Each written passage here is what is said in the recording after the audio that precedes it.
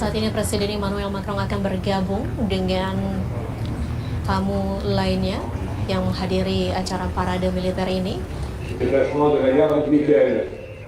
Portez à gauche. Gauche.